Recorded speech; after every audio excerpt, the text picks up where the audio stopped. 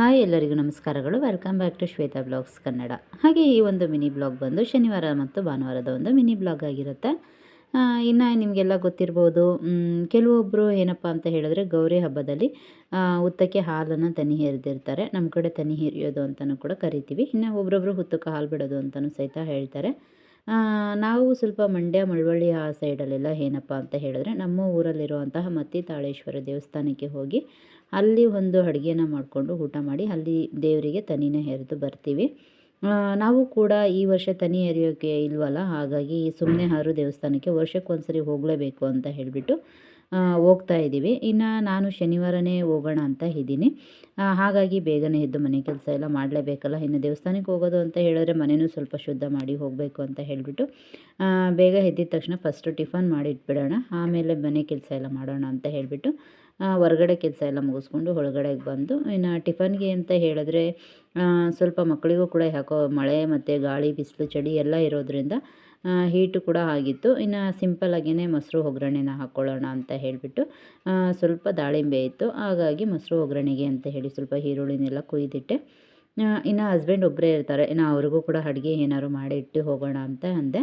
ಅವರು ಸಾಂಬಾರೆಲ್ಲ ಏನು ಬೇಡ, ನನಗೆ ಸ್ವಲ್ಪ ಚಿತ್ರಾನ್ನ ಗೊಜ್ಜು ಅಷ್ಟೇ ಮಾಡು, ಇನ್ನೇನು ಬರ್ತೀರಲ್ಲ ನೀವು ಅಂತ ಹೇಳಿದರು. ಸರಿ ಆಯಿತು, ಮೊಸರು ಒಗ್ಗರಣೆಗೆಲ್ಲ ಫಸ್ಟು ರೆಡಿ ಮಾಡಿ ಇಟ್ಬಿಡೋಣ, ಆಮೇಲೆ ಚಿತ್ರಾನ್ನಕ್ಕೆ ರೆಡಿ ಮಾಡ್ಕೊಳ್ಳೋಣ ಅಂತ ಹೇಳಿ ಫಸ್ಟು ಮೊಸರು ಒಗ್ಗರಣೆಗೆ ಎಲ್ಲ ರೆಡಿ ಮಾಡಿಟ್ಕೊಂಡೆ. ದಾಳಿಂಬೆ ಸ್ವಲ್ಪ ಜಾಸ್ತಿನೇ ಇದ್ದಿದ್ದರಿಂದ ಮೊಸರಿಗೂ ಸ್ವಲ್ಪ ಆಗುತ್ತೆ, ಚೆನ್ನಾಗಿರುತ್ತೆ ಅಲ್ಲ, ಮಕ್ಕಳಿಗೂ ಕೂಡ ಮಧ್ಯೆ ಮಧ್ಯೆ ಸಿಗ್ತಾಯಿದ್ರೆ ಇಷ್ಟ ಆಗುತ್ತೆ ಅಂತ ಹೇಳಿಬಿಟ್ಟು ದಾಳಿಂಬೆ ಮತ್ತು ಮೊಸರು ಒಗ್ಗರಣೆಗೆಲ್ಲ ಕುಯ್ದು ಇಟ್ಟೆ. ಇದಾದಮೇಲೆ ಸ್ವಲ್ಪ ನನಗೂ ಯಾಕೋ ತುಂಬ ತಲೆನೋವ್ತಿದ್ದು, ಬೇಗ ಹೇಳೋದೇ ಆಗಿದೆ, ಈ ವಾರ ಎಲ್ಲ ಹಬ್ಬ ಅದು ಇದು ಅಂತ ಹೇಳಿಬಿಟ್ಟು ನಾನು ಸ್ವಲ್ಪ ಬೆಳಗಿನ ಜಾವ ಸ್ವಲ್ಪ ಕಾಫಿ ಕುಡಿಯೋದು ಕಡಿಮೆ, ಏನಾದ್ರು ಬಿಸಿನೀರು ಹಾಗೆ ಇಲ್ಲಾಂದರೆ ಗ್ರೀನ್ ಟೀ ಏನಾದ್ರು ತೊಗೊಳ್ತೀನಿ. ಇವತ್ತು ಯಾಕೋ ಕಾಫಿ ಕುಡಿಬೇಕು ಅಂತ ಅನ್ನಿಸ್ತಿತ್ತು. ಸರಿ ಹಾಲು ಕೂಡ ಕಾಯಿಸಿಟ್ಕೊಂಡು ನಾನು ಸ್ವಲ್ಪ ಇಷ್ಟ ಆದರೆ ಫಿಲ್ಟರ್ ಕಾಫಿನೇ ಕುಡಿತೀನಿ, ಬಾಯ್ಲ್ ಆಗಿರೋ ಕಾಫಿಯನ್ನು ಕುಡಿಯೋಕ್ಕೆ ಹೋಗೋದಿಲ್ಲ. ನನಗೆ ಸ್ವಲ್ಪ ಕಾಫಿ ತುಂಬಾ ಕಡಿಮೆ ಇಷ್ಟ ಆಗೋದು.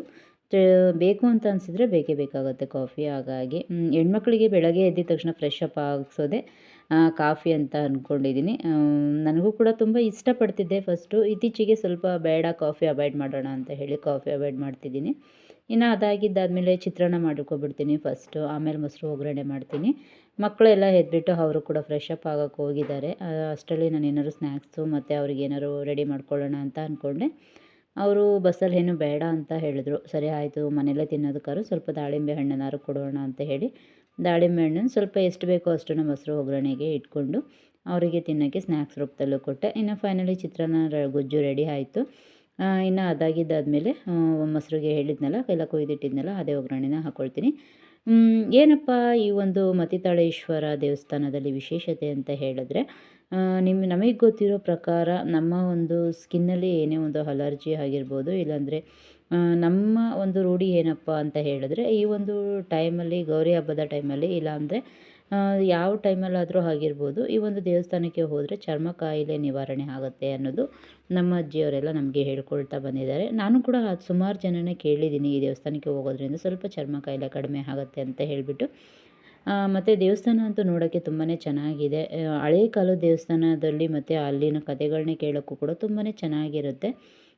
ಇನ್ನು ಏನು ಅಂತ ಹೇಳಿದ್ರೆ ವಾರದಲ್ಲಿ ಪಾಪ ಮಕ್ಕಳಿಗೂ ಕೂಡ ಎಲ್ಲೂ ಆಚೆ ಬಿಟ್ಟಿರೋದಿಲ್ಲ ನಾವು.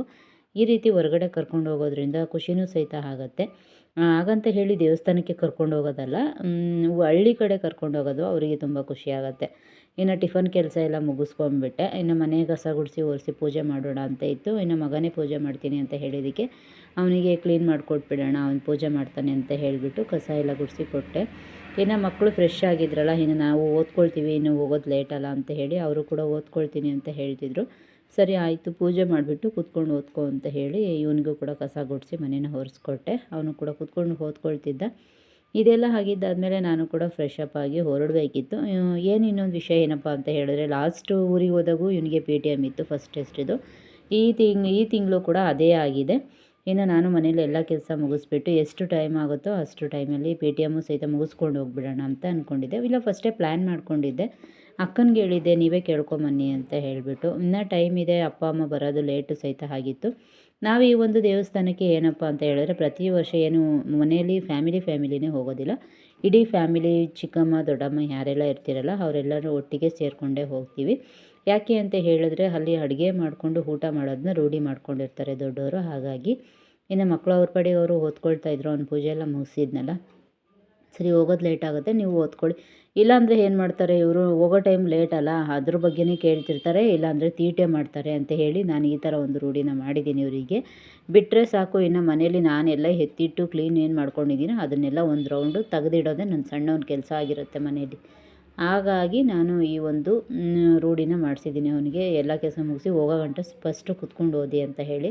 ಇನ್ನು ನಾನು ಕೂಡ ಫ್ರೆಶ್ ಅಪ್ ಎಲ್ಲ ಆಗಿ ಬಂದುಬಿಟ್ಟು ಟಿಫನ್ನು ಕಲಿಸ್ಕೊಡೋಣ ಅಂದ್ಕೊಂಡಿದ್ದೆ. ಇನ್ನು ಲೇಟ್ ಆಗಿಬಿಡುತ್ತೆ, ಬೇಡ ಅಂತ ಹೇಳಿಬಿಟ್ಟು ಟಿಫನ್ನು ಕೂಡ ಮಾಡಿ ಇಟ್ಟು ಅವರಿಗೆ ರೆಡಿ ಮಾಡಿಬಿಟ್ಟು ಹೋದರೆ ಹಸ್ಬೆಂಡ್ ಅವ್ರು ಫ್ರೆಶ್ ಅಪ್ ಆಗಿ ಬಂದು ಟಿಫನ್ ಹಾಕ್ಕೊಡ್ತಾರೆ ಅಂತ ಹೇಳಿಬಿಟ್ಟು ವೈಟ್ ರೈಸು ಬಿಸಿ ಇತ್ತಲ್ಲ, ಈ ರೀತಿ ಒಂದು ಲೋಟದಲ್ಲಿ ಸ್ವಲ್ಪ ಮೊಸರನ್ನ ಕಲಸಿದ್ರೆ ಅನ್ನಕ್ಕೆಲ್ಲ ನೀಟಾಗಿ ಮೊಸರು ಇಳ್ಕೊಳ್ಳುತ್ತೆ ಅಂತ ಹೇಳಿಬಿಟ್ಟು ಈ ರೀತಿ ಚೆನ್ನಾಗಿ ಅನ್ನನ ಒಂದು ಬಾಣಲಿಯಲ್ಲಿ ಹಾಕ್ಕೊಂಡು ಲೋಟದಲ್ಲಿ ಮಕ್ಕಳಿಗೆ ತಿನ್ನಿಸುವಾಗ ಮಸಿತೀವಲ್ಲ ಆ ರೀತಿ ಮಸ್ಕೊಂಡು, ಇನ್ನು ಒಗ್ಗರಣೆ ಆಗಿರುವಂತಹ ಈರುಳ್ಳಿ, ಒಣಮೆಣ್ಸಿನ್ಕಾಯಿನ ಮತ್ತು ಅದನ್ನೆಲ್ಲ ಹಾಕ್ಕೊಂಡಿರ್ತೀನಿ. ಇನ್ನು ಒಗ್ಗರಣೆಗೆ ಉಪ್ಪು ಹಾಕಿರೋದ್ರಿಂದ ಉಪ್ಪೇನು ಅವಶ್ಯಕತೆ ಇಲ್ಲ ಅಂತ ಅಂದ್ಕೊಂಡಿದ್ದೀನಿ. ಸರಿ ಆಯಿತು, ಈ ಥರ ಒಂದು ಮೊಸರನ್ನ ಮಾಡಿಕೊಟ್ರೆ ಮಕ್ಕಳಿಗೂ ಕೂಡ ತುಂಬಾ ಖುಷಿಯಾಗುತ್ತೆ. ಮತ್ತು ಟ್ರಾವೆಲಿಂಗಲ್ಲಿ ಏನಪ್ಪ ಅಂತ ಹೇಳಿದ್ರೆ ಆದಷ್ಟು ಸ್ವಲ್ಪ ಮೊಸರನ್ನ ತಿನ್ನೋದು ತುಂಬಾ ಉತ್ತಮ ಅಂತ ನಾನು ಅಂದ್ಕೊಂಡಿದ್ದೀನಿ. ನಿಮಗೆಲ್ಲ ಹೇಗೆ ಅನಿಸುತ್ತೆ ಅಂತ ಕಮೆಂಟ್ ಬಾಕ್ಸಲ್ಲಿ ತಿಳಿಸಿ. ನಾನು ಡೈಲಿ ಮನೆಯಲ್ಲೇ ಮೊಸರು ಮಾಡ್ಕೊಳ್ತಿದ್ದೆ, ಇವತ್ತು ಅರ್ಜೆಂಟ್ ಇರೋದ್ರಿಂದ ಪಾಕೆಟ್ ಮೊಸರನ್ನೇ ಬಳಸ್ಕೊತಾ ಇದ್ದೀನಿ. ತುಂಬಾ ಚೆನ್ನಾಗಿರುತ್ತೆ. ಇನ್ನೇನಪ್ಪ ವಿಷಯ ಅಂತ ಹೇಳಿದ್ರೆ, ಈ ರೀತಿ ಊರಿಗೆ ಹೋಗೋ ಹೆಣ್ಮಕ್ಳಿಗೆ ಖುಷಿ ಇರೋದ್ರಲ್ಲಿ ಮನೆಯಲ್ಲೂ ಕೂಡ ಎಲ್ಲ ಕೆಲಸ ಮಾಡಿಬಿಟ್ಟು ಹೋಗಬೇಕಲ್ಲ ಅಂತ ಕೂಡ ಬೇಜಾರು ಸಹಿತ ಇರುತ್ತೆ. ಅದರಲ್ಲಿ ನನಗಂತೂ ತುಂಬಾ, ಯಾಕೆ ಅಂತ ಹೇಳಿದ್ರೆ ಫಸ್ಟು ಮನೆ ಆಗಿರುತ್ತೆ, ಆಮೇಲೆ ಹೊರಗಡೆ ಆಗಿರುತ್ತೆ. ಮನೇಲಿ ಎಲ್ಲ ಕೆಲಸ ಮುಗಿಸ್ಕೊಟ್ಬಿಟ್ಟು ನಾವು ಫ್ರೆಶ್ ಅಪ್ ಆಗೋದು ಅಂತ ಹೇಳಿದ್ರೆ ಹೋಗೋದೇ ಬೇಡಪ್ಪ ಅಂತ ಅನಿಸಿರುತ್ತೆ. ಆದರೂ ಏನೂ ಮಾಡೋಕ್ಕಾಗೋದಿಲ್ಲ. ದೇವಸ್ಥಾನ ಅಂತ ಹೋಗ್ತೀವಿ ಅಂತ ಅಂದ್ಕೊಂಡ್ಮೇಲೆ ಹೋಗಲೇಬೇಕು. ಈ ಒಂದು ದೇವಸ್ಥಾನಕ್ಕೆ ಮಾತ್ರ ಮಕ್ಕಳನ್ನ ಯಾವುದೇ ಕಾರಣಕ್ಕೂ ಬಿಟ್ಟು ಹೋಗೋಂಗಿರೋದಿಲ್ಲ ಅಂತ ಹೇಳ್ತಾರೆ. ಹಾಗಾಗಿ ಹುಡುಗರನ್ನೂ ಕೂಡ ಕರ್ಕೊಂಡು ಹೋಗಬೇಕಿತ್ತು. ಇನ್ನು ರಜೆ ಇತ್ತಲ್ಲ, ಇನ್ನು ಕರ್ಕೊಂಡು ಹೋಗೋಣ ಅಂತ ಹೇಳಿ ಫೈನಲಿ ಇನ್ನು ಟಿಫನಿಗೆ ಅಂತ ಹೇಳಿ ಮೊಸರು ಅನ್ನ, ಸ್ವಲ್ಪ ಸ್ನ್ಯಾಕ್ಸಿಗೆ ಸ್ವಲ್ಪ ದಾಳಿಂಬೆ ಹಣ್ಣನ್ನು ಬಿಡಿಸಿಟ್ಟಿದ್ದೀನಿ. ಇನ್ನು ಹಸ್ಬೆಂಡ್ಗೆ ಅವರಿಗೆ ಬರೋ ಗಂಟ ಸಂಜೆಗೆ ನನಗೆ ಗೊಜ್ಜು ಸಾಕು ಅಂತ ಹೇಳಿದರು. ಇನ್ನು ಚಿತ್ರಾನ್ನ ಗೊಜ್ಜು ಕೂಡ ರೆಡಿ ಆಯಿತು. ಇನ್ನು ನಂದು ಕೂಡ ಫ್ರೆಶ್ ಅಪ್ ಎಲ್ಲ ಮುಗೀತು. ಅವ್ರದ್ದು PTMಗೆ ಹೋಗ್ಬೇಕಿತ್ತಲ್ಲ, ಇನ್ನು ಸ್ಕೂಲಿಗೆ ಬಂದ್ವಿ. ಈ ತಿಂಗಳಲ್ಲಿ ಸ್ವಲ್ಪ ಅವನು ಟೆಸ್ಟಲ್ಲಿ ಕಡಿಮೆನೂ ಕೂಡ ಮಾಡಿದ್ದ. ನನಗೂ ಕೂಡ ಬೇಜಾರಾಯಿತು. ಏನೂ ಮಾಡೋಕ್ಕಾಗಲ್ಲ, ಅವನಿಗೆ ಸ್ವಲ್ಪ ಹುಷಾರಿರಲಿಲ್ಲ. ಓಕೆ ಅಂತ ಹೇಳಿ ಅಕ್ಸೆಪ್ಟ್ ಮಾಡ್ಕೊಂಡಿದ್ದೀವಿ. ಸ್ಕೂಲಲ್ಲಿ ಸ್ವಲ್ಪ ತೀಟೇನು ಅಂತ ಹೇಳ್ತಿದ್ದಾರೆ. ನೋಡೋಣ, ಮಕ್ಕಳು ಅಂದಮೇಲೆ ಇವೆಲ್ಲ ಕಾಮನ್ ಅಲ್ವಾ. ನಾನು ಕೂಡ ಸ್ವಲ್ಪ ಕಂಪ್ಲೇಂಟ್ ಹೇಳಿದೆ. ಫೈನಲಿ ಇನ್ನು ಸಂಡೇ ಬ್ಲಾಗಿಗೆ ಬಂದೆ.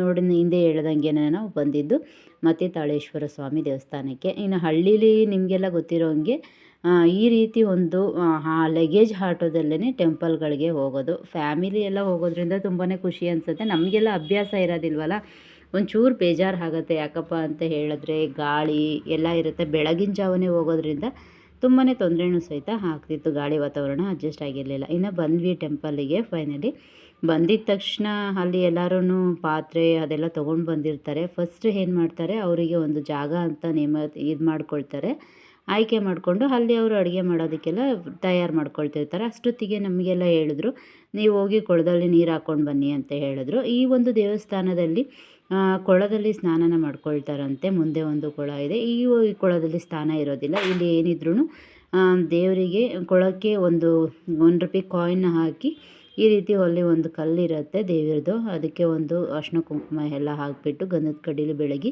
ಹೋಗ್ತೀವಿ. ಸೂರ್ಯ ನಮಸ್ಕಾರನ ಮಾಡಿಕೊಂಡು ಮಕ್ಕಳಿಗೆ ಮತ್ತು ನಾವು ಕೂಡ ಎಲ್ಲರೂ ಕೊಳದಲ್ಲಿ ನೀರನ್ನು ಹಾಕ್ಕೊಂಡು ನಾವು ಏನು ಇಷ್ಟಾರ್ಥ ಅಂದ್ಕೊಂಡಿರ್ತೀವೋ ಅದನ್ನು ನಮಸ್ಕಾರ ಮಾಡಿಕೊಂಡು ಈ ಒಂದು ದೇವಸ್ಥಾನಕ್ಕೆ ಬಂದಿರ್ತೀವಿ. ಆದಷ್ಟು ಆಲ್ಮೋಸ್ಟ್ ಎಷ್ಟೋ ಜನಕ್ಕೆ ಈ ದೇವಸ್ಥಾನಕ್ಕೆ ಬಂದು ಚರ್ಮ ಕಾಯಿಲೆ ನಿವಾರಣೆ ಆಗಿದೆ. ಇದು ದೇವಸ್ಥಾನದ ಒಂದು ಮುಂದಿನ ಬಾಗಿಲಾಗಿರುತ್ತೆ. ಅದನ್ನೆಲ್ಲ ಮುಗಿಸ್ಕೊಂಡ್ವಿ. ಅವರೆಲ್ಲ ಅವ್ರ ಪಾಡಿಗೆ ಅಡುಗೆನ ಮಾಡ್ಕೊಳ್ತಾಯಿದ್ರು. ಇನ್ನು ನಮ್ಮ ಪಾಡಿಗೆ ನಾವು ದೇವರಿಗೆ ಪೂಜೆ ಮಾಡ್ಕೋಬೇಕಿತ್ತು. ಉತ್ತು ಕಾಲು ಬಿಡೋರು ಚಿಕ್ಕಮ್ಮ ಅಕ್ಕ ಎಲ್ಲ ಯಾರಿದ್ರು ಅವರು ಹಾಲು ಬಿಟ್ಕೊಂಡ್ರು. ನಾವು ಅಷ್ಟೇ ಗಂಧದ ಕಡ್ಡಿನಷ್ಟೇ ಬೆಳ್ಕೊಂಡ್ವಿ. ಇನ್ನು ಟೆಂಪಲ್ ಒಳಗಡೆ ಬಂದ್ವಿ. ಅಲ್ಲಿ ಕೂಡ ಮಂಗಳಾರತಿ ಸಿಕ್ತು. ತುಂಬಾ ಖುಷಿ ಆಯಿತು. ಇನ್ನು ಹೊರಗಡೆ ನೀವು ನೋಡ್ತಿರ್ಬೋದು, ಈ ಒಂದು ದೇವರಿಗೆ ತುಂಬಾ ಇಷ್ಟವಾದಂತಹ ಊಟ ಅಂತ ಹೇಳಿದ್ರೆ ವಡೆ ಮತ್ತು ಪಾಯಸ ಅಂತೆ. ಅದನ್ನೇ ಫಸ್ಟು ಇಲ್ಲಿ ಏನು ಅಡುಗೆ ಮಾಡ್ತಾರೋ ಬಿಡ್ತಾರೋ ವಡೆ ಪಾಯಸ ಅಂತೂ ಕಂಪಲ್ಸರಿ ಮಾಡೇ ಮಾಡಿರ್ತಾರೆ. ಅದೆಲ್ಲ ಆಗಿದ್ದಾದಮೇಲೆ ಕೆಲವೊಬ್ಬರು ಇಲ್ಲಿ ಅವರು ಅಂದ್ಕೊಂಡಿದ್ದ ಕೆಲಸ ಆದರೆ ಈ ರೀತಿ ಒಂದು ನೆಲದಲ್ಲಿ ಊಟನ ಮಾಡ್ತಾರೆ. ಈ ರೀತಿ ನೆಲದಲ್ಲಿ ಊಟನ ಆಗಿದ್ದಾದಮೇಲೆ ಅವರು ಎಲೆ ಊಟನ ಪ್ರಾರಂಭಿಸ್ತಾರೆ. ಇನ್ನು ಚಿಕ್ಕಮ್ಮಂದಿರೂ ಕೂಡ ಅವರು ಏನು ಅಂದ್ಕೊಂಡಿದ್ರು ಆ ಕೆಲಸನೂ ಸಹಿತ ಆಗಿತ್ತಂತೆ. ಹಾಗಾಗಿ ಈ ರೀತಿ ನೆಲದಲ್ಲಿ ಅವರು ಸ್ವಲ್ಪ ಕಡಲೆಪುರಿ ಹಾಗೆ ಸ್ವಲ್ಪ ಬಾಳೆಹಣ್ಣನ್ನು ಹಾಕ್ಕೊಂಡು ನೆಲದ ಒಪ್ಪತ್ತು ಅಂತ ಹೇಳ್ತೀವಿ ನಾವು, ಅದನ್ನು ಬಿಟ್ಟರು. ದೇವರಂತೂ ತುಂಬಾ ಚೆನ್ನಾಗಿತ್ತು, ತುಂಬಾ ಚೆನ್ನಾಗಿ ಸಹಿತ ಅಲಂಕಾರ ಮಾಡಿದರು. ನನ್ನ ಒಂದು ಬ್ಲಾಗ್ ನಿಮಗೆ ಇಷ್ಟ ಆಗಿದೆ ಪ್ಲೀಸ್ ಒಂದು ಲೈಕ್ ಮಾಡಿ ಹಾಗೆ ಕಮೆಂಟ್ ಮಾಡಿ ಅಂತ ತಿಳಿಸ್ತಾ ಎಲ್ಲರಿಗೂ ಧನ್ಯವಾದಗಳು.